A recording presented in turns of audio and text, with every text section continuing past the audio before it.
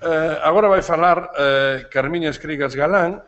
Carmiña Escrigas é unha galega que exerce en Madrid e que exerce primeiro como estudiante, despois como funcionaria e alta funcionaria. Actualmente traballa no Ministerio do Interior. Ela pertenece a un prestixioso corpo de administración, ao prestixioso corpo de administración do Estado. No seu traballo non podo dicir moito porque de momento non tuve que asilarme nin facer ninguén cosa parecida, pero sí que sei do seu rigor e do seu esforzo, do cuidado co que para moitos que veñen de fora en busca de liberdade, de axuda ou de sentido para a súa propia vida, se lles concede, neste caso en España. E sempre hai leis xerais e hai persoas concretas que son as que teñen que facer isto. E unha desas persoas é justamente Carmiña Escrigas. Ela, a parte de funcionaria e alta funcionaria, é tamén profesora, imparte cursos en másteres da Universidade Carlos III, participa en mestrados como profesora. Neste sentido, eu agradecerlle moito que pudera estar aquí e que con ela podemos entrar neste tema xa un pouco máis concreto da chegada de persoas de fora que demandan protección, seguridade e liberdade en España, que é unha visión complementaria do que, a través da memoria histórica, están a facer moitas outras persoas. De modo que, Carmiña Escrigas, dese palabra. Muy bien, muchas gracias. ¿Y me autorizas a salir en 5 minutos? Sí, por favor.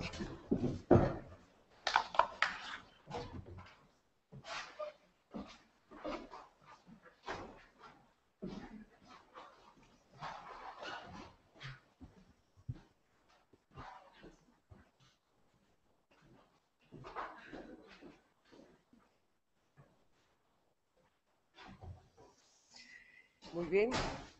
Buenos días. En primer lugar, querría agradecer su amable invitación al Arquivo da Migración Galega del Consello da Cultura Galega e al Grupo de Estudios a Migracións en Memoria Histórica da Universidade da Coruña por su amable invitación. Como ha dicho Ramón, yo soy Carmen Escrigas y trabajo en la Oficina de Asilo y Refugio de España. ¿No se oye? Un poquito más, vale. Y trabajo en la Oficina de Asilo y Refugio de España, que es el único organismo que tiene la competencia en nuestro país para recibir, estudiar y resolver las peticiones de aquella gente que llega a España solicitando protección.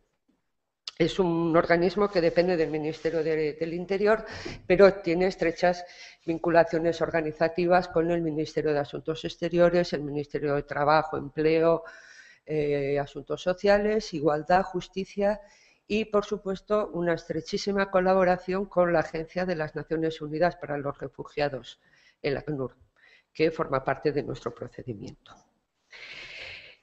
Yo, más o menos Ramón ya se lo ha explicado, yo no soy ni una historiadora, ni una jurista, ni una académica, por lo que intentaré aportarles una mirada de alguien que tiene una experiencia muy dilatada, de más de 20 años y muy directa, sobre un grupo muy particular de migrantes que ha ido cambiando a lo largo de la historia. Y me refiero a aquellas personas que llegan a nuestro país solicitando asilo. Y antes de seguir quería hacer una puntualización porque a veces hay algunos problemas. El asilo y el refugio es exactamente lo mismo a nivel conceptual, jurídico, etcétera, etcétera, porque a veces la gente se arma un lío, pero asilo y refugio es exactamente lo mismo, así que utilizaré las dos palabras indistintamente. De hecho, ahora mismo se quiere utilizar un término mucho más amplio que el asilo y el refugio, y en realidad de lo que se habla es de protección internacional, que es como se llama la ley de asilo española, la ley de protección internacional. Bien. España, muy a nuestro pesar, tradicionalmente, hasta hace relativamente poco, ha sido un país que producía migrantes políticos que huían de un Estado dictatorial. En los últimos años La situación se ha invertido, de tal manera que España, de ser un país que producía refugiados, se ha convertido en un país que acoge refugiados. La figura del refugiado viene regulada por la Convención de Ginebra de 1951. Convención que España no firmó, por supuesto, hasta la muerte del general Franco. Entonces, la Convención de Ginebra del 51, en su artículo 1A, define al refugiado como aquella persona que, encontrándose fuera de su país de origen, no quiere o no puede volver porque tiene serios temores a ser perseguida por motivos políticos, religiosos, por su etnia, su nacionalidad o su pertenencia a determinado grupo social. Esta es la definición canónica de un refugiado. Y es una definición que ya iremos viendo, sigue vigente, pero se ha ido, digamos, ampliando a la realidad actual. Porque, ¿qué ocurre? Que la Convención de Ginebra, desencuentras del año 1951, en realidad es el típico producto de la Guerra Fría, cuando el mundo estaba dividido en bloques. Entonces, es una norma que en realidad está pensando en la figura del disidente, del perseguido político. Incluso muchas veces siempre se dice el asilo político, cuando hay asilo político, social, religioso, etcétera, etcétera. Entonces, como les digo, la Convención de Ginebra, el gran problema es que ha quedado obsoleta. Imagínense lo que ha cambiado el mundo desde el año 51, ¿no? Los procesos de independencia africanos, las dictaduras del Cono Sur, la caída de la Unión Soviética, etcétera, etcétera, ¿no? La primera vez que se constata que la Convención de Ginebra es una norma que está quedando ya estrecha, que está quedando pequeña y que no está respondiendo a las nuevas realidades del mundo, es cuando empezamos a encontrarnos en la llegada de un gran número de personas huyendo de conflictos. Esta es la primera vez que se planteó este problema, fue con la White People, la gente que huía de la guerra de Vietnam en los años 70. Porque claro, si la Convención de Ginebra está pensada para la persona perseguida, personal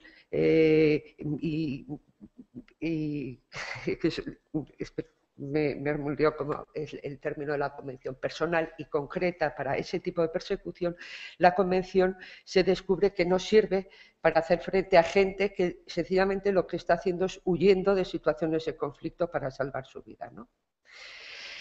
Se crea entonces una serie de mecanismos para hacer frente a estas situaciones de crisis, de tal manera que se llega a determinar que cuando hay una guerra, un conflicto generalizado en un país que produce una salida masiva de personas, los responsables de acoger y hacerse cargo y garantizar la seguridad de esa gente que sale huyendo son los países limítrofes.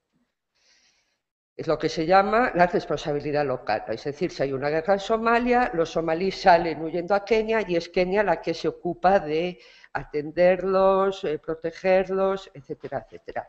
Bien, todo esto funcionaba más o menos hasta que de pronto estalla una guerra en el centro de Europa.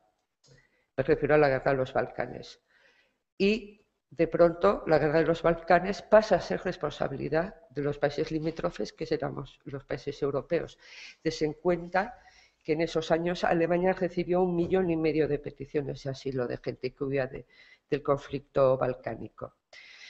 Esto fue realmente un revulsivo para el sistema de asilo europeo, fundamentalmente, que reacciona rápidamente, por supuesto, y viniendo de Europa, la primera reacción es negativa, es restrictiva, pero se empieza a replantear que la Convención de Ginebra es una norma que hoy por hoy es intocable, es una norma que han firmado muchísimos países y que trata dos temas tan sumamente complejos y sensibles como los procesos migratorios y los derechos humanos, de tal manera que hoy por hoy es imposible pensar que la Convención de Ginebra se pueda tocar, con lo cual Europa reacciona y empieza a crear su propio sistema de asilo un poco al margen de la Convención de Ginebra. Como digo, la primera medida, por supuesto, son restrictivas y empiezan a emitir, se decide que el asilo es uno de los 3 pilares de la política común europea en materia de migración, y se empiezan a emitir una serie de directivas que, por supuesto, se van transponiendo a las normativas generales. ¿Cuáles son las principales, digamos, novedades que aporta el sistema europeo de asilo al margen de la Convención? Pues aparece al fin la figura de desplazado, es decir, las directivas nacionales y a su vez, las directivas europeas y a su vez las directivas nacionales crean una figura que distingue perfectamente a aquel refugiado que huye de su país huyendo de una persecución, etcétera, etcétera, de las personas desplazadas que sencillamente están huyendo huyen de su país debido a un conflicto, huyen de su país para salvar su vida, posiblemente, ¿no? Entonces, se crea, como digo, la figura del desplazado, que en cada ley nacional pues, se llama de una manera distinta. Pues, en algunas leyes se llama así, desplazado, en otros lugares se llama estatuto B, y en España tiene el horroroso nombre de protección subsidiaria. Es decir, España, la figura para proteger a este tipo de personas se llama protección subsidiaria. De todas maneras, también quería decirles, que cuando nosotros nos encontramos con la llegada más o menos masiva de gente que está huyendo de un conflicto o de una crisis de envergadura, es evidente que en principio nos encontramos con desplazados, gente que huye masivamente, de una manera generalmente bastante atropellada, pero dentro de esos grupos y en situaciones de conflicto, por supuesto, también se puede dar la figura del refugiado de la Convención de Ginebra. O sea, yo huyo ahora de Siria porque están cayendo bombas y huyo para salvar mi vida, pero también dentro de solicitantes de asilo, de gente que llega de Siria, también nos podemos encontrar un refugiado, nos podemos encontrar, pues yo qué sé, un periodista que ha filtrado imágenes comprometedoras para el régimen del Assad, por ejemplo, ¿no? Imagínese pues una persona que llega ahora mismo de Afganistán. Pues vengo de Afganistán huyendo del conflicto, pero además esta persona, además de un conflicto, resulta que es una persona que trabaja para los derechos de las mujeres o ha hecho una campaña para abrir colegios para niñas, en fin, como todas las situaciones que ustedes se puedan ir encontrando, de tal manera que cuando hay una avalancha de gente que llega de un país en crisis hay que ser muy cuidadoso y no dejarlos a todos bajo la etiqueta de desplazados de guerra, porque también puede haber refugiados en la Convención de Ginebra. Otra de las novedades que incluye el sistema europeo de asilo, que también, por supuesto, asume España, es la figura del reasentamiento. El reasentamiento es ir a buscar a los refugiados, no a su país de origen, donde está la guerra, sino al país de al lado, donde se están protegiendo, ¿no? Eso se llaman los asentamientos. Generalmente se hacen a llamamiento de Naciones Unidas, del ACNUR, hace un llamamiento y Europa pues decide hacer oídos a ese llamamiento y se compromete a ir a recoger a refugiados a los lugares donde, en los campos fundamentalmente de refugiados, donde están en unas situaciones de extrema vulnerabilidad. España ha hecho bastantes operaciones de este tipo, de reasentamiento. La última, por ejemplo, fue en febrero de este año, que trajimos, no mucho, porque claro, la economía tampoco lo permite, hemos traído a 80 personas de Somalia y de Sudán que estaban en Libia, habían huido de Somalia y de Sudán, estaban en Libia esperando dar el salto a Europa, les pilló el conflicto libio y fueron expulsados hacia Túnez, y en Túnez vivían en realidad en tierra de nadie, en el desierto, en unas condiciones absolutamente inhumanas y vulnerables. Europa se comprometió a cerrar este campamento y España se comprometió a traer a un grupo de personas. Siempre se intenta en los programas de reasentamiento traernos a la gente más vulnerable, fundamentalmente familias monoparentales, mujeres, niños, ancianos, gente con problemas postraumáticos, etcétera, etcétera, ¿no? Por ejemplo, una cosa que España le debe al sistema europeo es que con todo este proceso de armonización de las políticas de asilo en Europa, en nuestra legislación ha desaparecido el asilo diplomático. El asilo diplomático era una figura muy señera de la tradición española que a Europa, a Bruselas, no le causaba mucha inquietud porque realmente éramos el único país europeo que teníamos la posibilidad del asilo diplomático, es decir, pedir asilo en una embajada española. Éramos el único país europeo, después de una dura batalla, bueno, pues hemos tenido que prescindir de esta figura en mor, como les digo, de la armonización europea. Pero, sin embargo, España sí ha aportado un concepto muy importante al acervo europeo del asilo, que es la aceptación de lo que se llaman las persecuciones de agentes no estatales. Las persecuciones de agentes no estatales es admitir que el agente perseguidor no siempre es el Estado.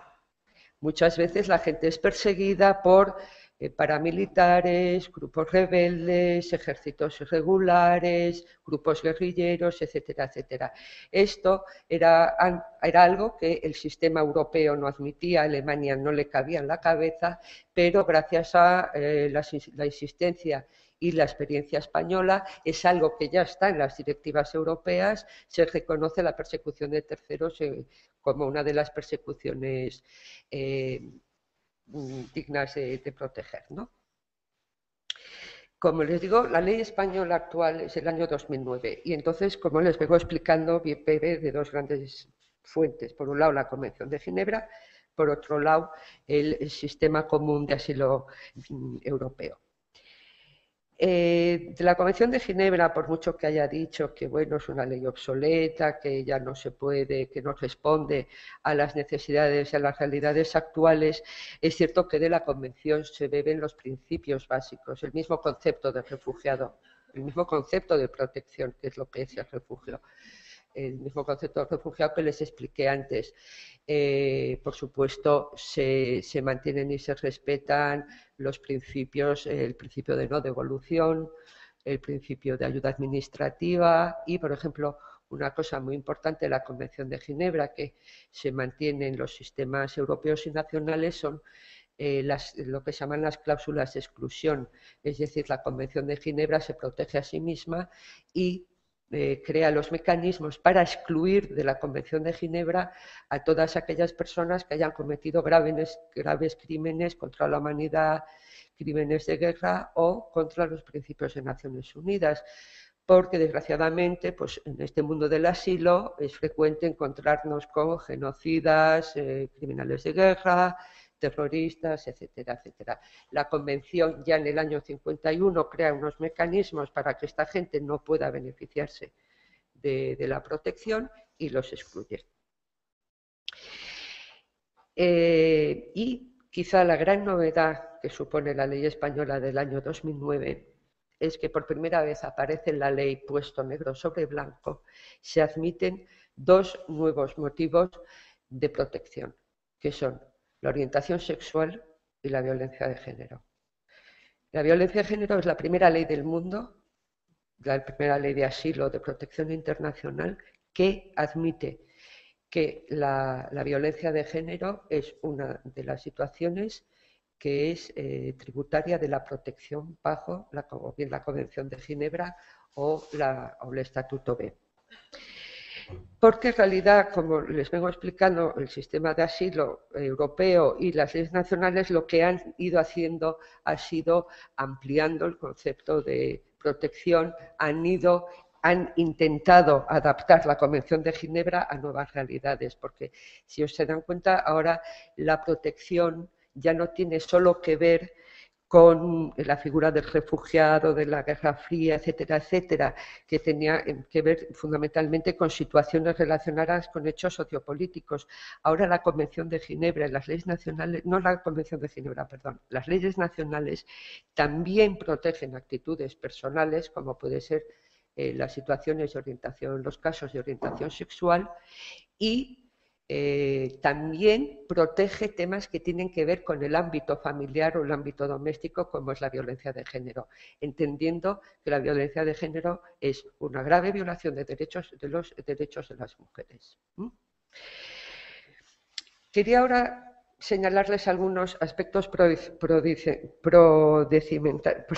procedimentales de la ley. No se preocupen, no les voy a explicar la ley de asilo, que es una ley muy compleja, porque es una ley muy garantista, pero sí quería que conocieran algunos aspectos muy importantes del procedimiento.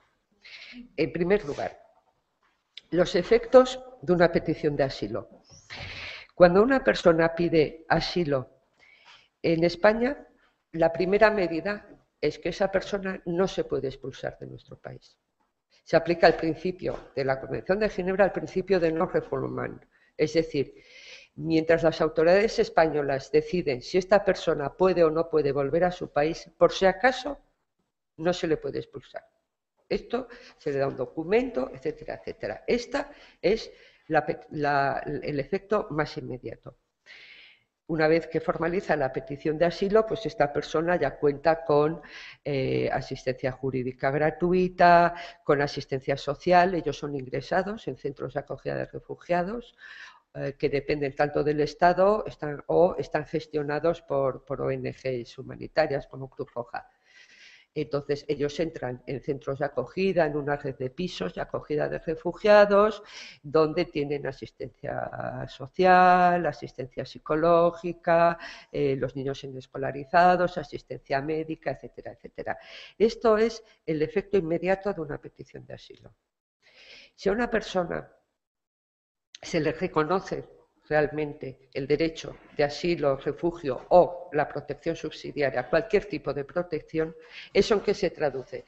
Se traduce en un permiso de residencia y trabajo por 5 años. Es decir, una persona viene a España pidiendo protección. España dice, efectivamente, nosotros lo protegemos porque usted no puede volver a su país donde puede ser perseguido por estos motivos. Esto no es solo una declaración teórica. Si yo digo que usted no puede volver a su país, lo que le voy a dar son los instrumentos legales para que rehaga su vida en nuestro país. Y los instrumentos que le damos son un permiso de residencia y trabajo por 5 años, que es el estatuto más generoso que puede dar España a un extranjero no comunitario. Después tiene otro tipo de ventajas ya más a medio plazo, que es, por ejemplo, la reagrupación familiar, que es fundamental. Ustedes que estudian temas migratorios lo saben perfectamente. La ley de asilo dice que cuando alguien se reconoce el derecho a la protección, ese derecho automáticamente se hace extensivo a sus familiares. A sus familiares, primero, vamos, a cónyuges o pareja, a los cónyuges, a los hijos menores de edad y a los padres mayores de edad. Y esto es un derecho automático. Y además estos familiares tienen los mismos derechos que el refugiado, es decir, al cónyuge o a los hijos menores o a los padres mayores del refugiado se les reconoce y se les da un permiso de residencia y trabajo por 5 años también. Nuestra ley, que es una ley relativamente moderna, también ha roto un poco con este esquema de que el asilo se hace extensivo a los miembros de, digamos, la familia nuclear occidental, papá, mamá e hijos. Y entonces nuestra ley prevé que el derecho de asilo se puede hacer extensivo a otros miembros de la familia, intentando responder a realidades culturales muy distintas a las nuestras, ¿no?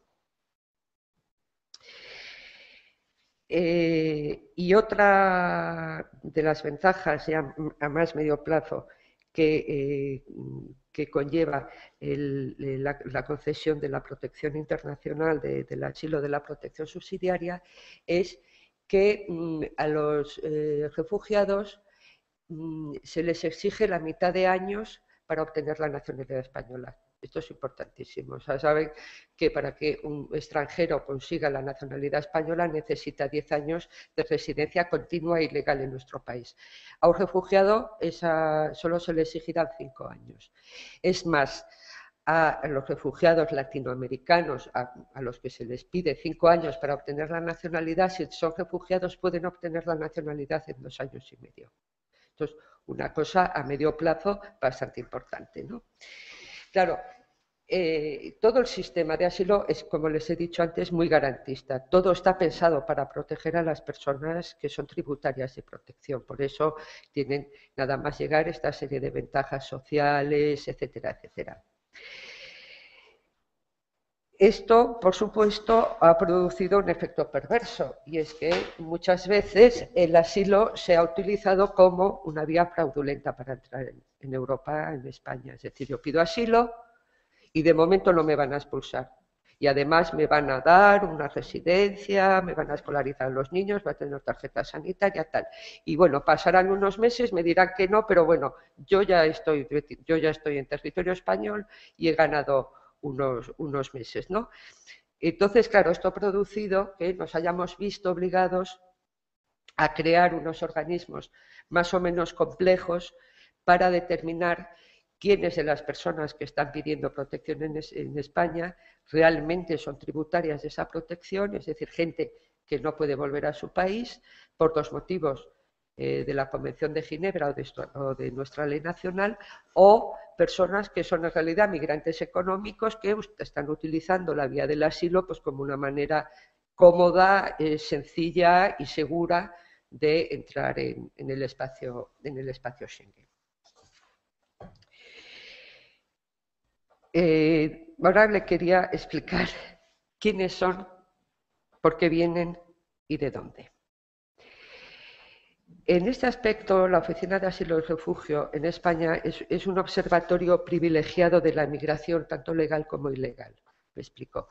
Cuando un extranjero se acerca a la policía o al Ministerio de Trabajo para conseguir cualquier tipo de permiso, bueno, pues generalmente ya se acerca con un pasaporte, etcétera, etcétera. Y las autoridades posiblemente no tengan ni idea de cuándo ha llegado esa persona, por dónde, en qué fecha, con qué documentación, etcétera, ¿no? Sin embargo, cuando una persona pide asilo en España, rellena un formulario muy largo, que ya es un formulario estándar europeo, que gran parte de ese formulario está dedicado a que ellos nos cuenten cuándo salieron de su país, por dónde, en qué fecha, con qué documentos, qué países atravesaron, cuánto tiempo estuvieron en cada país, etcétera, etcétera. De tal manera que la oficina, que ya tiene 20 años, se abrió en el año 92, es un observatorio seriado ya, porque tenemos pues, 20 años de datos, de un tipo de migración ilegal que, como les digo, no tiene ningún otro organismo del Estado, ¿no?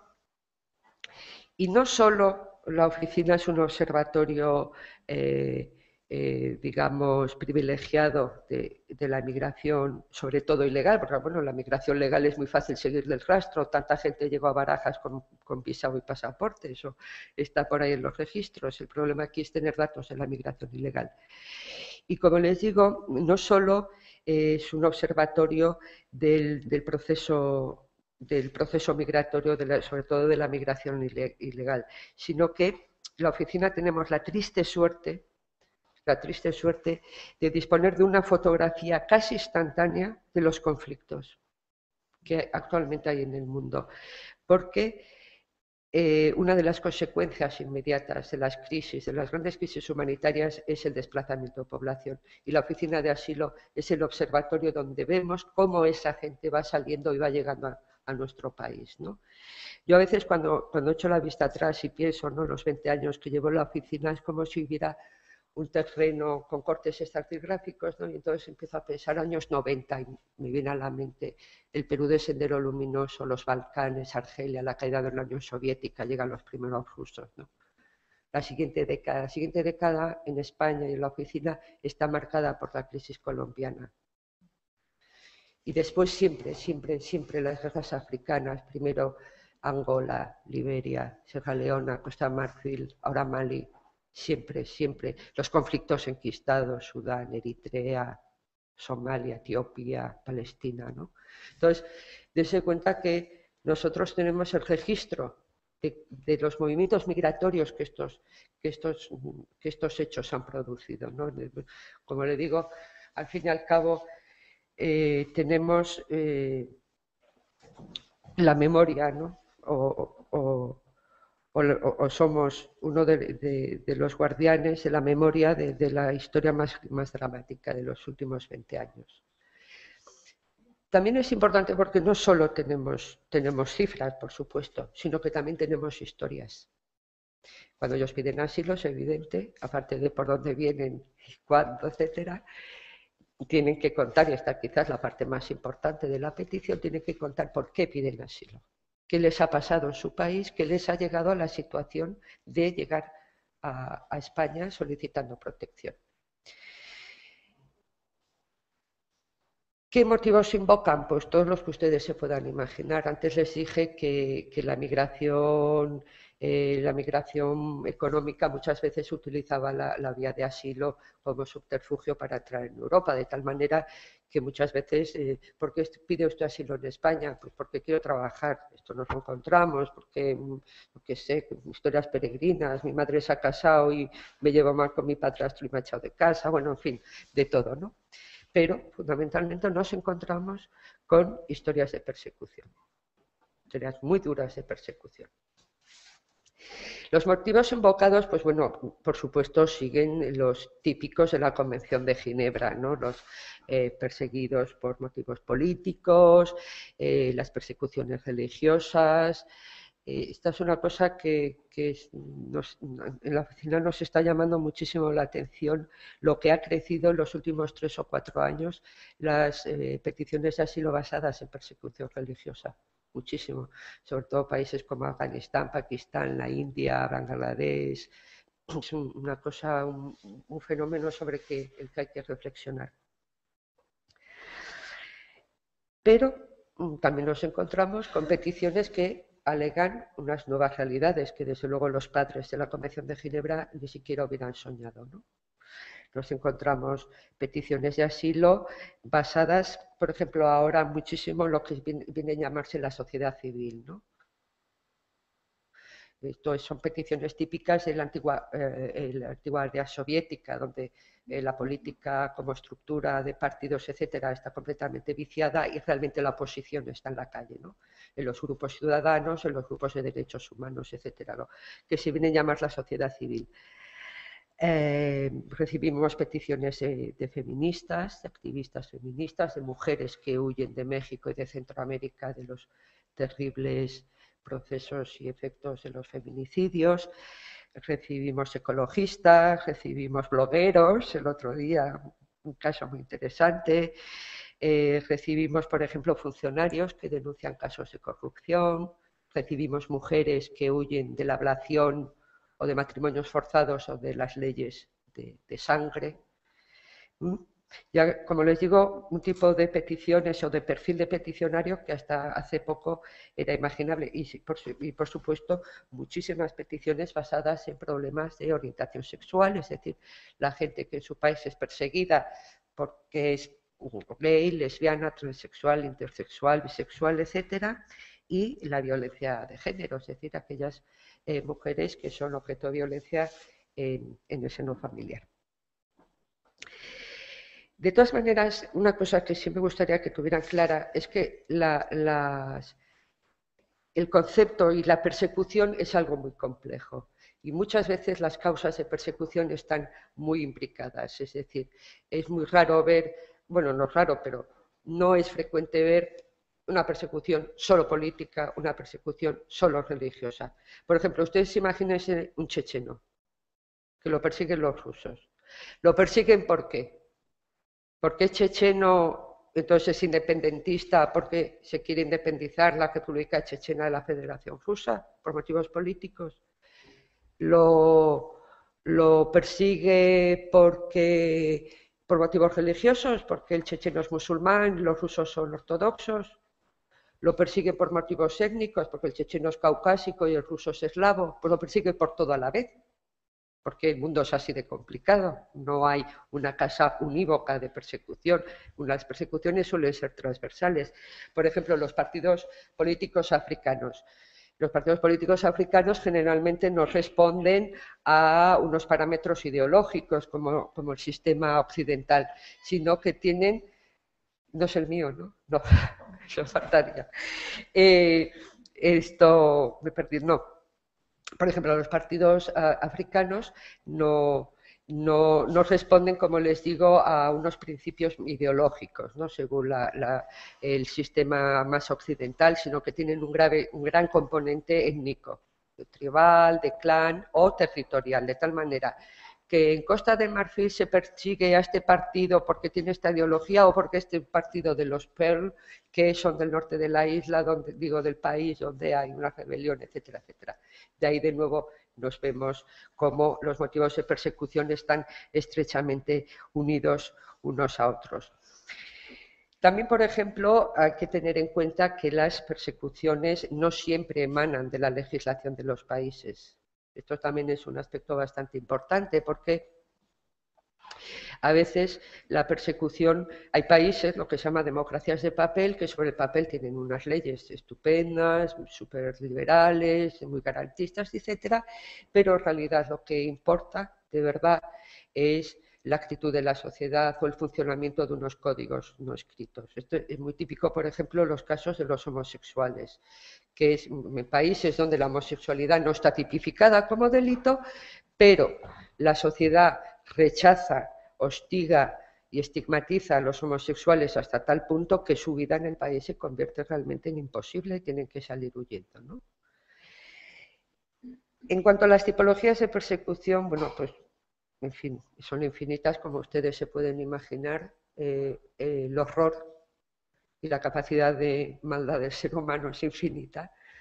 Entonces hay todo tipo de tipologías de persecución, desde las más sofisticadas, como puede ser el acusar a alguien de un delito común que en realidad están cubriendo otro tipo de persecución, hasta las persecuciones, digamos, más primarias de violaciones, torturas, desapariciones, centros clandestinos de internamiento, etcétera, etcétera, ¿no?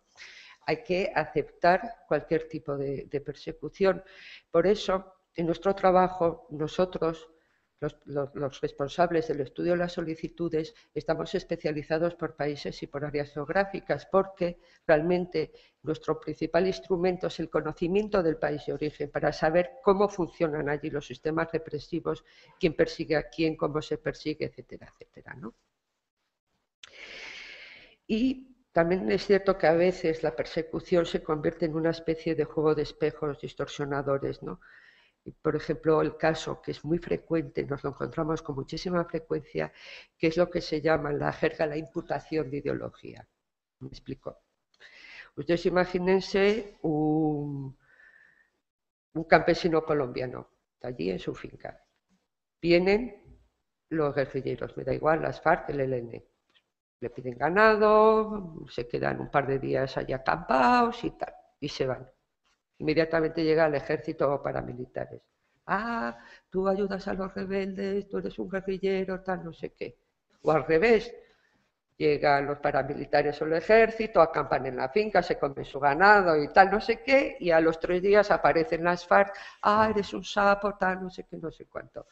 Realmente el campesino a estas alturas lo que quiere es que le dejen en paz, pero el agente perseguidor le está imputando una ideología y está actuando en consecuencia. El campesino no tiene ideología, pero el agente perseguidor se la ha adjudicado y por lo tanto lo perseguirá. Quiero con esto, son como pequeños apuntes para hacerles ver la enorme complejidad del concepto mismo de la persecución. Bien, ahora no me queda otro más remedio que pasar a las estadísticas, esa parte tan aburrida y que a mí me encantaría poder ponerles. Hay muchos gráficos, todos muy explicativos, pero de los que no disponemos. Vamos a ver, desde que se tiene registros de la Oficina de Asilo y Refugio, que como fue creada en julio de 1992, España se ha mantenido siempre en torno a las 8 o 10.000 peticiones de asilo al año, con un gran pico en el año 2007, que llegamos casi a 12.000, que es un año que está marcado por la crisis colombiana. La crisis colombiana ese año supusieron más del 30% de las solicitudes de asilo del año 2007. Exactamente 3.492 peticiones, que pasan tan solo a ser 752 al año siguiente. Entonces, desde el año 2007, que digamos tocamos techo, a partir del 2007 las peticiones han ido de peticiones de asilo en España han caído en picado. Les voy a dar algunas cifras. En el año 2009 tuvimos poco más de 3.000 peticiones de asilo. En el año 2010, 2.744. Y en el año 2011 parece que remontamos un poquito, 4.722. Los datos del 2012 ya los tenemos, pero no los he podido traer porque todavía no se han aprobado por Eurodac, que es la gran base de datos europea. ¿Por qué esta caída tan brusca de peticiones de asilo? Pues porque a lo mejor resulta que la migración del asilo no es tan inocente. Y España ahora mismo, pues que nos vamos a engañar, no es un país muy atractivo para la migración, ¿no? Aunque, como les digo, parece que estamos remontando y llegaremos posiblemente a este año otra vez a las 5 o 6.000 peticiones. Respecto a cuáles son los principales países que piden asilo, ya vamos viendo datos seriados. Tenemos que siempre hay dos países latinoamericanos, que son Cuba y Colombia, y siempre hay tres países africanos, que son Nigeria, Camerún y República Democrática del Congo. Y estos siempre están entre los 10 primeros. Unas veces es Cuba, otras veces es Nigeria, otras veces es Colombia. Pero cuando estudiamos las estadísticas de asilo, no es tan importante los datos brutos de dónde vienen, porque, como les he dicho antes y les vuelvo a repetir, muchas veces la migración política estaba enmascarando una migración económica. De tal manera que lo más importante o lo más interesante es observar la evolución de aquellos países donde se produce una crisis o un conflicto generalizado, para ver, como digo, como les decía antes, la reacción o el efecto que este tipo de crisis, el efecto inmediato que tiene sobre los movimientos migratorios en España, ¿no? Tomemos, por ejemplo, Siria. Siria era un país en el que apenas recibíamos peticiones hasta el año 2010, que llegaron 19 personas. En el año 2011 ya llegaron 97. En el año 2012 llegaron 209. Y en lo que llevamos de año, es decir, de enero a junio de 1990 del año 2013, hemos recibido ya 280 peticiones de sirios. Un ejemplo todavía más espectacular es el de Mali. Mali, que era un país irrelevante en cuanto a peticiones de asilo. En el año 2011-2012 empiezan a recibirse algunas decenas de peticiones de asilo de Mali, y en lo que llevamos del año 2013 hemos recibido 878 peticiones de ciudadanos malienses. Ustedes imagínense cómo el asilo es de pronto una fotografía de lo que está ocurriendo. Por ejemplo, otro ejemplo, Costa de Marfil. En los últimos años, Costa de Marfil ha estado desangrada por una guerra durante años, era uno de los colectivos que más asilo pedía. Por ejemplo, en el año 2011 recibimos 550 peticiones de asilo de ciudadanos de Costa de Marfil, pero a partir del año 2011 prácticamente desaparecen porque se han firmado unos acuerdos de paz que parece que se están respetando, etcétera, con lo cual esa llegada de ciudadanos de Costa de Marfil pues ha pasado, ¿no? De pronto aparecen países como Pakistán, país con una enorme inestabilidad, sin duda muy vinculada al conflicto afgano, y donde hay unas enormes zonas, áreas tribales fuera del control estatal, y donde está creciendo terriblemente la violencia sectaria, es decir, los ataques y las muertes contra las minorías religiosas, fundamentalmente chiíes, cristianos y ahmadís. De pronto un año aparecen 230 saharauis. Y esto, bueno, resulta que coincide con el desmantelamiento del campamento de Al-Ayoun. No sé si ustedes se acuerdan que el desmantelamiento por las tropas marroquíes produjo una inmediata llegada de saharauis a las costas canarias pidiendo protección. Y, por supuesto, siempre hay un grupo de ciudadanos de países que se mantienen siempre en una constante, ¿no? Que son los países, como les vengo diciendo, lo que se llaman los conflictos enquistados, que son fundamentalmente Somalia, Sudán, Etiopía, Eritrea y Palestina. En cuanto a la distribución por sexos, más del 73% son hombres, frente a un 26% de mujeres, y en cuanto a la edad, el 66% están comprendidos entre los 18 y los 35 años, es decir, es una población mayoritariamente masculina y joven. Tenemos un 11% de niños entre los 0 y los 13 años que responden tanto a niños que vienen en grupos familiares, es decir, que llegan con su padre y su madre o tal, o un tema muy terrible, un problema con el que nos tenemos que enfrentar con frecuencia, que es la llegada de menores no acompañados, es decir, la llegada de niños solos, sin padre, madre, ni nadie que se haga cargo de ellos. ¿Por qué vienen a España? Una pregunta. Vamos a ver. En primer lugar, yo creo que hay dos motivos fundamentales. En primer lugar,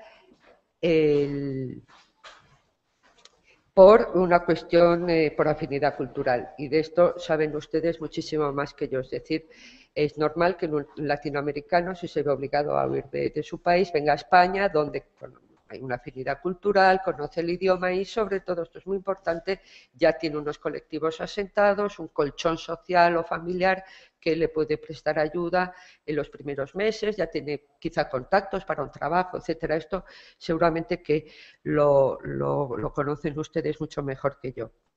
Y el segundo motivo de por qué llegan los refugiados a España es una cuestión meramente geográfica, por el lugar que ocupa España entre fundamentalmente África y Europa. Esto nos lleva a ver las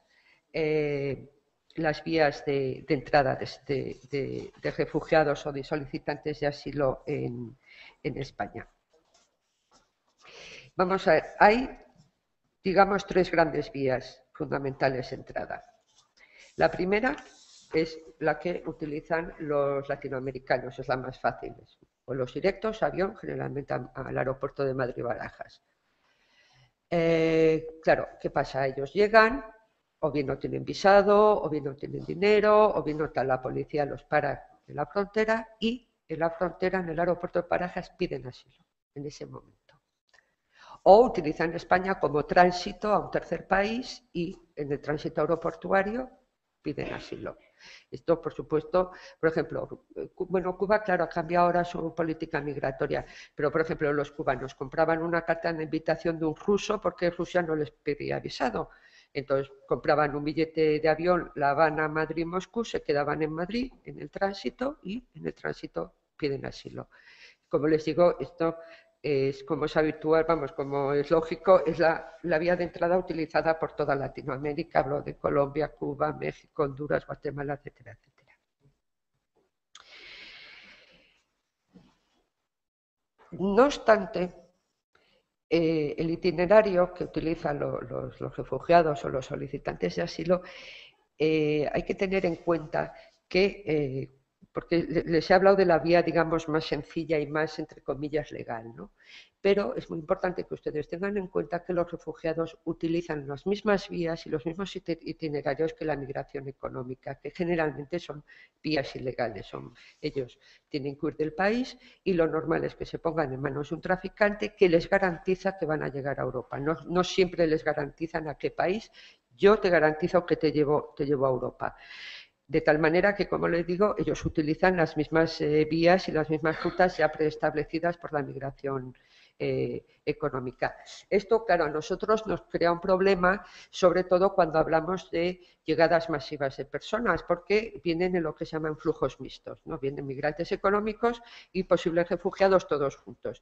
Cuando hay una llegada masiva de este tipo de personas, siempre se tiene el temor de que en medio del follón de la migración y tal se pueda escapar algún caso que necesita protección. Esto es algo, por ejemplo, que nos ocurría cuando la llegada masiva de cayucos a Canarias, que llegaban, bueno, ustedes se acuerdan, miles y miles de personas, pero en medio de esas miles de personas nos encontrábamos somalíes, nos encontrábamos gente de Costa Marfil, nos encontrábamos niños de 12 años solos, etcétera, etcétera, ¿no? Entonces, es lo que se llaman, y es algo en lo que las organizaciones humanitarias siempre están muy pendientes y tienen el foco puesto, ¿no? Pero, como les decía, el itinerario utilizado para huir de los países de origen y llegar a nuestro país depende de varios factores. Uno de los factores quizás más principales es el tipo de huida. No es lo mismo huir precipitadamente, cuando oyes las historias, vino la policía a mi casa y salí corriendo, una huida precipitada, a una huida, digamos, más premeditada, donde el refugiado dispone de más tiempo. Me citaron al juzgado y no fui, me avisaron del partido que estaban haciendo redadas y me escondí, entonces empecé a preparar la salida, etcétera, etcétera. Esto es un factor importante. Otro factor muy importante son los controles en el país de origen. Hay países donde es relativamente fácil conseguir un pasaporte legal, aunque estés perseguido, y es relativamente fácil cruzar cualquier frontera. Por ejemplo, los ciudadanos exsoviéticos, para ellos es muy fácil conseguir un pasaporte, lo compran y contratan un viaje, un paquete turístico ida y vuelta una semana en la Costa del Sol y ya tienen un visado español. Y es así de fácil, es muy fácil y muy barato, además, muchísimo más barato, por supuesto, que los traficantes. Sin embargo, en otros países hay un estricto control tanto en la expedición de documentos de viaje, es decir, de pasaportes, como en los puestos fronterizos, el país de salida. Por ejemplo, Irán. Irán es un país absolutamente blindado. No les digo nada a países como Corea del Norte, ¿no?, donde es materialmente imposible salir. Y otro factor no menos importante, y puede que de los más importantes, son los medios económicos de los que dispone el refugiado. Es decir, si tú tienes dinero para comprar un pasaporte, para sobornar a los... A ver, ayúdale.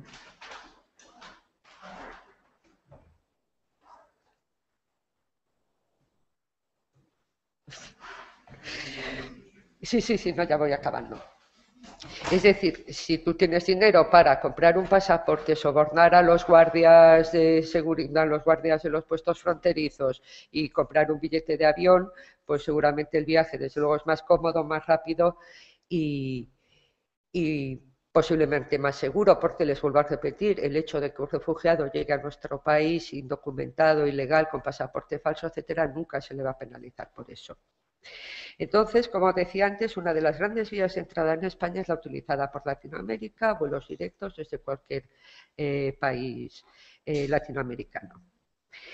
La otra gran vía de entrada en España es la de los países del este. Me refiero a Irak, Irán, Afganistán, Pakistán, la India, Bangladesh, etcétera, toda esa parte del mundo. Toda esa parte del mundo depende. Si tienen dinero pueden coger un billete, un avión, ir a cualquier emirato árabe, porque como saben, en los emiratos árabes la mano de obra prácticamente esclava proviene de esos países, con lo cual hay muchos vuelos que son muy baratos. Se colocan en Dubái o en Kuwait o en Qatar, desde su país, por ejemplo, desde Pakistán. Si tienen dinero, siguen en avión hasta Europa, hasta España. Si no tienen dinero, se van a Turquía. Y Turquía es el gran centro de distribución de la migración ilegal. Ustedes no se pueden imaginar lo que es Turquía. La cantidad de millones de personas que puede haber ahora en Turquía esperando a venir a Europa. Entonces, en Turquía, en un barco, generalmente en contenedores, en unas situaciones absolutamente inhumanas, en contenedores llegan a las costas españolas, generalmente a Valencia o a Barcelona. Esa es una de las vías. Y la otra gran vía es la vía africana, por supuesto. Es decir, gente que viene de Camerún, la República Democrática del Congo, de Liberia, de todos los países de Centroáfrica y del Golfo de Guinea, pues van subiendo por la ruta milenaria, la ruta de los esclavos, cruzando Níger, Mali, Argelia, Marruecos. La gente que huye del Cuerno de África, es decir, de Etiopía, Somalia, Eritrea, ellos van cruzando todo el Sahel. Acuérdense antes que les dije cómo con el conflicto libio había mucha gente que se quedó absolutamente atrapada en Libia. Entonces van cruzando el Sahel, Libia, Túnez y confluyen. Todas estas dos grandes vías africanas confluyen en Marruecos o en Argelia o en Mauritania. En Mauritania era cuando cogían los cayucos y llegaban a África, perdón, Jesús, a Canarias, pero esta vía se ha cortado porque, bueno, los acuerdos con los guardafronteras de Marruecos y Mauritania, esta vía se ha dificultado mucho. La gran vía tradicional, lo que ellos llaman la vía de la línea de los esclavos, ¿no?, que es la que va subiendo del norte a sur, y estoy hablando de periplos que duran meses y meses y meses. Ellos van andando en camiones, son caravanas de coches, etcétera, etcétera. Esta ruta ahora se está viendo muy dificultada por los conflictos en Mali y en Níger, donde saben que están actuando los grupos terroristas de la Al-Qaeda del Magreb Islámico y otros grupúsculos terroristas, de tal manera que este camino, este itinerario, ahora mismo también se está convirtiendo en muy peligroso. En cualquier caso, ya como les digo, todos los caminos antes o confluían en Mauritania para coger un cayuco e ir a Canarias, o todos confluyen en Marruecos y o bien entran en Ceuta y Melilla, donde piden asilo, puesto que ya están en territorio europeo, o se quedan en la costa y vienen patera, vienen camiones, etcétera, etcétera, pasan a la península, ¿no? O sea que digamos que esas son las tres grandes vías de entrada en España: la latinoamericana, la del este vía Turquía y la del sur siguiendo la ruta de los esclavos. Una vez aquí, ¿dónde se quedan o qué hacen? ¿Qué es de ellos? Bueno, no nos engañemos que muchos de ellos, sobre todo los africanos, utilizan España como país de tránsito para otros países europeos, donde ellos van buscando pues sus comunidades y los lugares donde ellos tienen cierto apoyo social o un colchón que les puede amortiguar el trauma de la primera llegada, ¿no? Generalmente el lugar donde se asientan dentro de la península muchas veces viene determinado por el lugar de residencia que se le asigna. Ya les dije antes que ellos ingresan en centros de acogida en la red de pisos, ¿no? Bueno, pues si a uno le toca ir al centro de acogida de Valencia o al de Torrelavega, pues se quedará allí posiblemente, pues porque allí empieza a hacer amigos, contactos, los niños van al colegio. Eso es bastante normal, con lo cual ese es uno de los factores de donde se establecen una vez en España. No obstante, claro, hay, digamos, tendencias siempre eternas, ¿no? Generalmente los latinoamericanos se asientan en cualquier lugar de España. Esto ustedes verán. Ustedes piensen que cuando alguien estén hablando con un colombiano, posiblemente sea un refugiado. O sea, que no siempre piensen que los refugiados son una gente harapienta y muerta de hambre. O sea, mucha gente de las que ustedes conocen posiblemente son refugiados, de tal manera que los latinoamericanos, como digo, se asientan en cualquier lugar de España donde ellos tienen contactos familiares o donde les surge un trabajo, etc. Los africanos, desde luego, siempre tienden a ir o bien a las grandes ciudades, que es un polo de atracción, o bien seguir todas las rutas de recolección del campo. Primero van a la fresa, a la naranja, tal, ellos tienen perfectamente muy bien establecidos esos calendarios. Y desde luego todos, como digo, las grandes ciudades, Madrid, Barcelona y hasta hace unos años toda la costa mediterránea, que era, claro, un gran polo de atracción de mano de obra. Otras veces el por qué ellos se mueven en grupos de un sitio a otro, curiosamente, tiene mucho que ver con la realidad social que han dejado, la realidad política que han dejado en su país. Por ejemplo, tristemente, muchos de ellos, al llegar a España, reproducen muchas veces los conflictos y los problemas de los que ellos han huido. Esto es, por ejemplo, un caso que nos sucede con los somalíes. Con los somalíes, en la oficina ha habido momentos muy tensos, porque aquí reproducen todo su sistema de clanes y de tribus absolutamente irreconciliables. Sin embargo, los pakistaníes cristianos suelen irse todos a Valencia, ¿Por qué? Pues porque allí hay un sacerdote pakistaní cristiano que ellos pueden oír la misa en urdu, les conforta, se sienten todos juntos y tal. Por ejemplo, los Ahmadis. Los Ahmadis es una corriente del Islam. Los Ahmadis, que también son sobre todo en Pakistán y en la India y en Bangladesh, por ejemplo, los Ahmadis se van a Córdoba. ¿Por qué? Porque en Córdoba, en Pedro Abad, está la única mezquita ahmadí que hay en España y eso para ellos es un polo de atracción, ¿no? De tal manera que, curiosamente, unas veces ellos aquí en España reproducen los conflictos que les han hecho huir de su país, pero por otro lado aquí en España también buscan, digamos, la solidaridad y la seguridad que les da sus propios compatriotas, ¿no? Y bueno, pues esto ha sido todo. Como les dije al principio, he intentado mostrarles cómo España se ha convertido de un país receptor de refugiados, vamos, de ser un país, digamos, que producía refugiados, a ser un país receptor de refugiados, lo que yo creo que sin duda puede ser entendido como un síntoma de la evolución española en su tránsito de una dictadura a una democracia. Muchas gracias por su atención.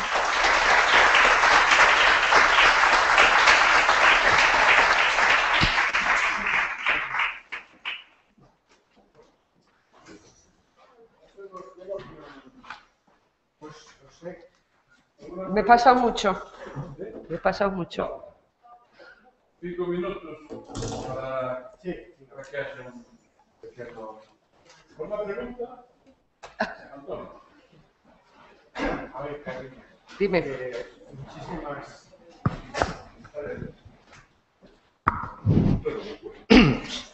Bueno, muchas gracias por la conferencia, por la exposición y por la riqueza de matices y de detalles. Y tenía un par de preguntas y una petición. Bueno, empiezo por la petición, que es la más sencilla.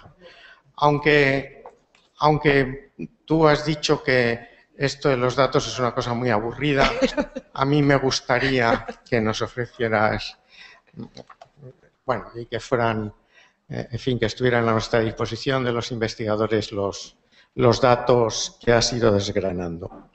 Y luego, en relación con esos datos y con la asociación que has hecho en ciertos momentos de emigración y de peticiones de asilo o refugio y la evolución, yo, sin descartarlo del todo, por los datos que tú has ido desgranando y por los que yo conocía mientras estuve en la OCDE hasta 2008, no diría que hay una asociación tan clara, o al menos me gustaría que la discurrieras. Por ejemplo, en el perfil sociodemográfico no se parece ese 73% ni ese 11% a la emigración. Por ejemplo, en los orígenes que tú aducías, el 25% en 2007 de las 12.000 peticiones eran colombianos. La emigración colombiana fue muy anterior al 2007 al conjunto de España. En fin, en general, los datos de emigración no se compadecen tan fácilmente con esa presunción. Por otra parte, tú has advertido sobre que los motivos pueden ser varios cuando hablabas de los chechenos y que se pueden estar mezclando y que a veces conviene tener cuidado y no tachar enseguida de emigración económica o política o de refugio y asilo, lo que no es tan claro. Esa asociación yo diría que hay que pensarla un poco más. Y en relación con eso, y es la siguiente pregunta, si estamos en un lugar tan clave, si se han ampliado tanto los motivos de persecución, en mi opinión bien ampliados, etcétera, ¿por qué comparativamente con otros países europeos siempre hemos tenido tan pocos? ¿Por qué hemos tenido tan poco flujo de asilo y refugio? Porque en el pico que tú has dicho, 12.000, antes menos, pero después muy pocos. Pero comparado con Francia, Inglaterra, en fin, con el resto de los países, ¿por qué hemos tenido tan pocos? Esa es la otra cuestión. Y nada más. Gracias. ¿Hay más? Yo lo voy pasando. Mira, otra pregunta y ya cerramos. Porque que hay que tomar un café. Que hay que ir a tomar un café. Te contesto ya. No, espera que haga la pregunta y contestes. Porque vale. Breviña, van, a ver. Nada, muy brevemente. Tiene una cierta relación con lo que ha planteado Antonio. En esa, bueno, posible superposición entre migrante económico y asilado o refugiado, más allá de la discusión que eso pueda generar. Pero en el caso en el que la oficina, me refiero a vosotros, detectáis, digamos, comillas, la trampa, por decirlo así, ¿cuál es la actitud hacia quien estaba demandando pues, asistencia en su teórica condición de asilado? Hacemos la otra y así contestas todo, ¿verdad? Vale. ¿Te importa? No. Entonces está. Aquí. No. No quiero oír. A ver. Vale, mi pregunta tiene que ver con... Bueno, te agradezco la exposición que has hecho porque me ha parecido muy didáctica y me ha gustado cómo lo has expuesto, toda la información que has dado y lo concreta que has sido. Y mi pregunta va en relación con los imaginarios culturales, porque ha habido un par de conceptos que tú citabas y tal como los explicabas, me parece que... Bueno, yo le doy mucha más gente, ¿no? Esto no es cosa mía. Los imaginarios culturales muchas veces hacen que se perpetúen las causas más bien estructurales de las discriminaciones, ¿no? Por muy diversas razones, que las has citado tú todas, bien sea de discriminación por razón religiosa, por orientación sexual, etcétera, por muchas, ¿no? Y ha habido una cosa que has dicho que me ha llamado especialmente la atención, ¿no? Que hablabas de que las leyes estatales y europeas en cuanto al asilo ampliaban mucho respecto a la Convención de Ginebra los motivos por los cuales se pueden acoger la gente, ¿no? Entonces diferenciabas entre razones personales o motivos que atienden más bien a causas concretas de la persona y después las razones que estarían cubiertas por la Convención de Ginebra que responderían más a motivos sociopolíticos, ¿no? Has mencionado.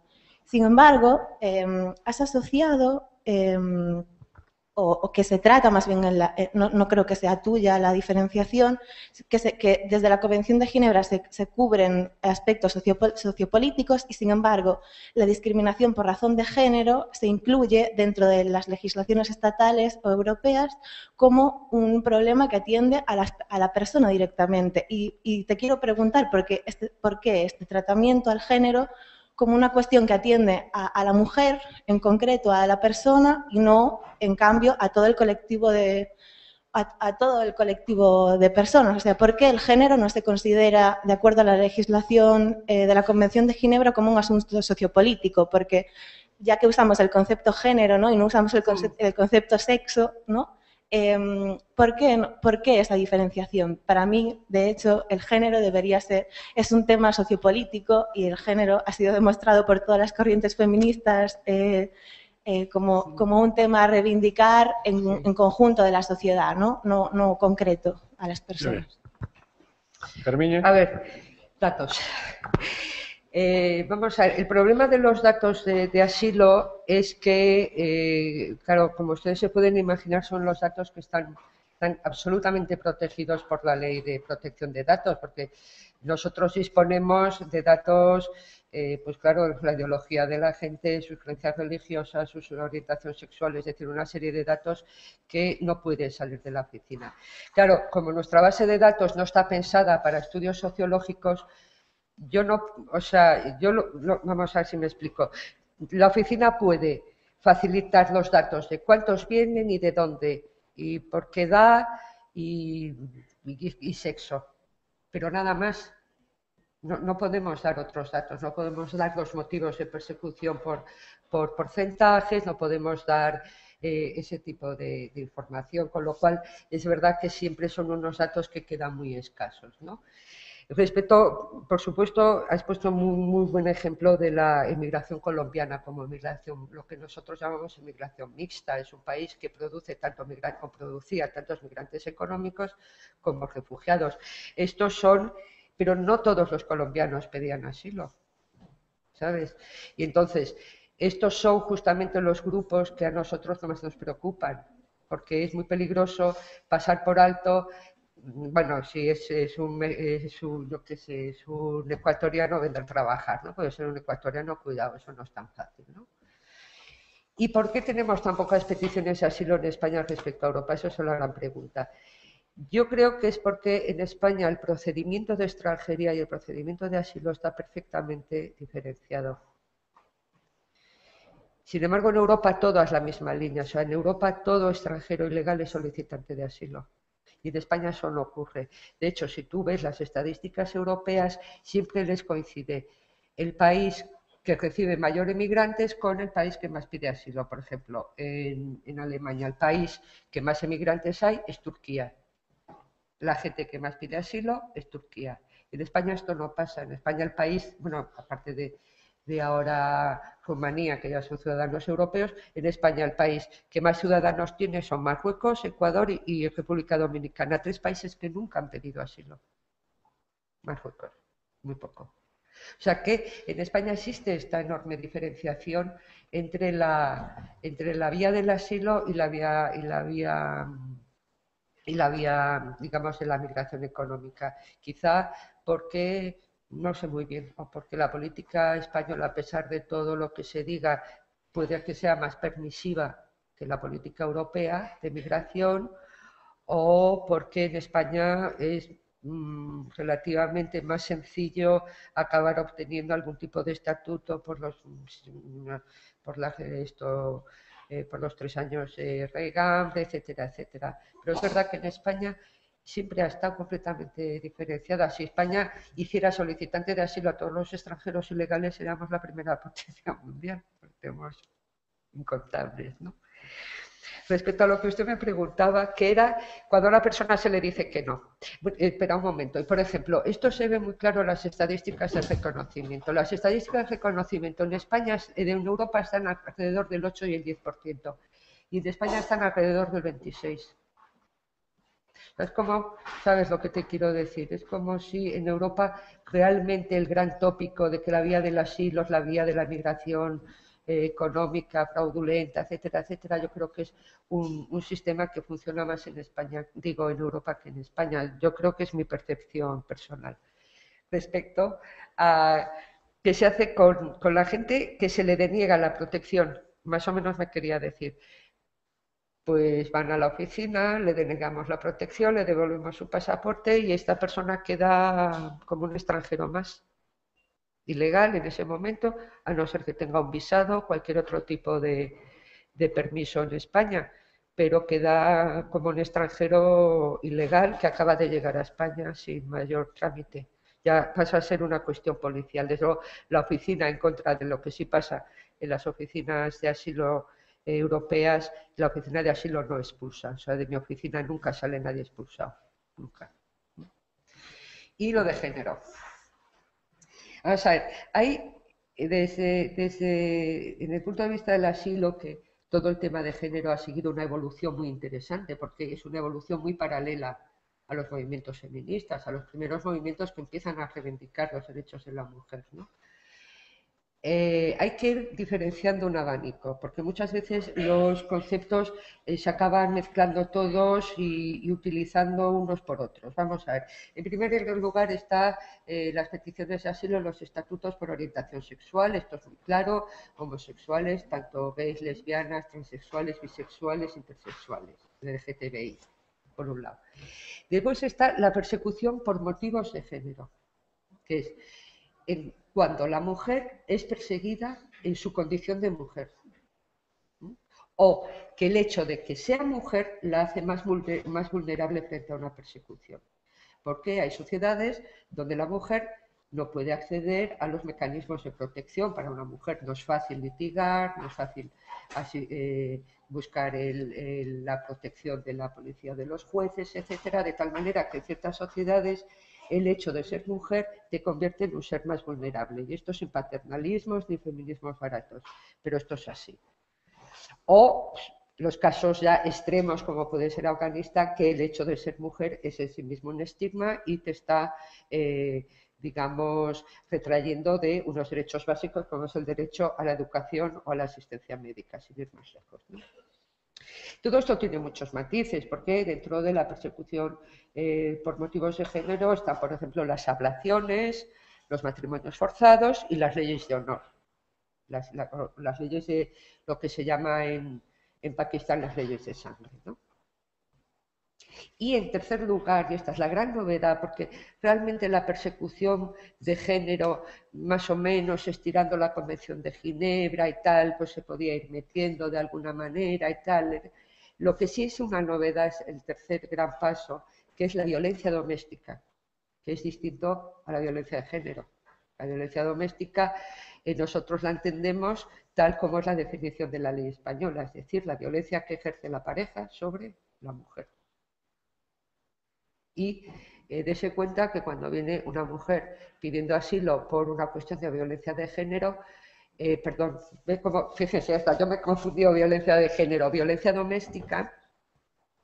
Esa violencia doméstica tiene que haberse producido en el país de origen, porque si se produce aquí, bueno, pues a esa mujer se le empieza a aplicar la ley de violencia doméstica española. O sea, aquí lo que viene es una mujer de país X huyendo de su marido que, como digo, la ley de pronto acepta como agente perseguidor, que se cuenta, y esto es una cosa jurídicamente muy interesante, que de pronto de la Convención de Ginebra del 51 pasamos a admitir que el marido, el hermano mayor o el padre puede ser un agente perseguidor válido. Y en el seno doméstico, o sea, que ya no pasa todo aquella cosa de las guerras, los conflictos y las situaciones geopolíticas. ¿Has entendido? Claro, lo he entendido, pero sin embargo, aún así, a mí la violencia doméstica me parece que atiende a razones estructurales, sociopolíticas, más sociopolíticas que individuales. Sí, pero las leyes de asilo, las reuniones preparatorias y todo pueden ser muy, muy teóricas, pero las leyes, es una ley. Esto que les he contado, que parece muy bonito y muy de derechos humanos, esto al final hay que definir las cosas en negro sobre blanco. Sí, este tema creo que sería interesante, pero creo que tamén nos merecemos unha pequena pausa. 15 minutos só. E volvemos coa Lei de Memoria Histórica, por favor.